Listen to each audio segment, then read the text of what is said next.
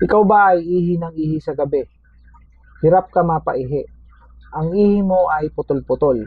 Ang ihi mo ay dating malakas, ngayon ay mahina na at mahina na ang buga o agos.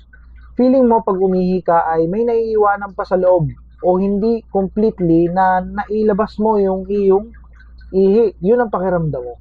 Hindi ka na nakilig o napitlag-pitlag na ganun pagka ikaw ay naihi dahil feeling mo ay naiwanan yung ibang ihi mo doon sa loob.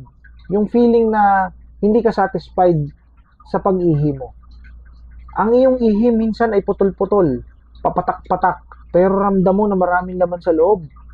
Ito ay mga signs and symptoms ng lumalaking prostate or prostate gland. Ang tawag dito ng mga doktor ay prostate enlargement or benign prostatic hypertrophy or BPH. So, ang mga kalalakihan kapag umiidad, lalo na 40s, 50s, may mga pagkakataon at pangyayari kung saan lumalaki ang prostate gland. So, matanong ninyo, ano nga ba ang prostate gland? Ano yung function? Ang function ng prostate gland ay simple lang maunawaan. Ito ay tumutulong sa paglikha ng similya. Ang ating similya ay may lamang sperm cells na nakabubuntis. Ito yung nakikipag-meet sa itlog ng ating asawa o ng ating girlfriend para sila ay mabuntis. Ngunit ito ay hindi makakarating sa paroroonan kung walang lagayan, kung walang liquid na paglalangoyan. At itong prostate gland ang naglilikha ng fluid na siyang nilalangoyan ng mga similya upang maging maayos ang kanilang paglangoy at na makarating sa kanilang paroroonan at makabuntis o magkameron ng baby. Ngunit, kapag tayo umiidad, unfortunately, lumalaki ito at nakakaharang sa daanan ng ihi. So, dito sa illustration, mapapansin nyo, ito yung normal, ito yung abnormal. So, ito yung normal, kung mapapansin nyo, ang prostate gland ay hindi nakakaapekto sa pagdaan ng ihi. Itong nasa ibabaw na ito ang urinary bladder o tangke ng ihi.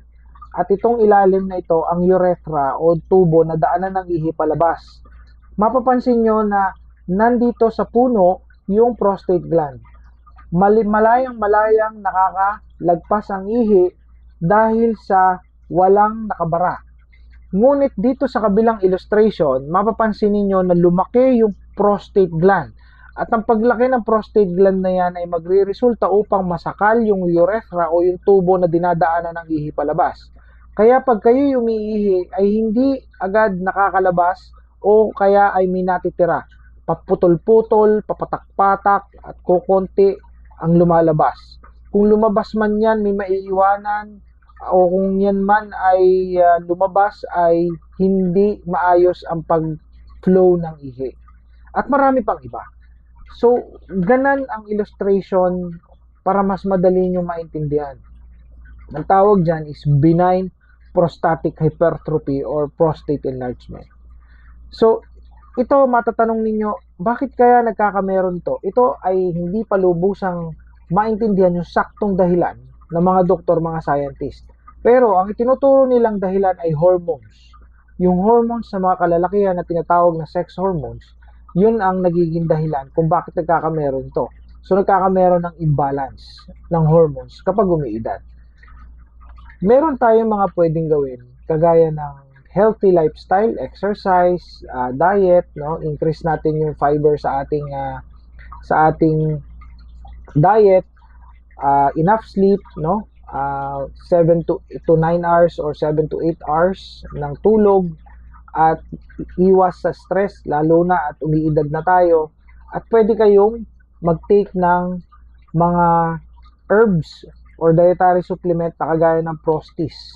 Itong Prostis na to ay madaming sama-samang herbs na nakatutulong upang maging healthy yung prostate gland ninyo. So, ito ay prevention. So, ito ay may saw palmetto at iba pang mga herbs na nakatutulong para maging healthy ang inyong pagkalalaki. Marami pa itong ibang health benefits, pero sa ngayon, ang akin lang tinutukoy ay ang healthy na prostate gland.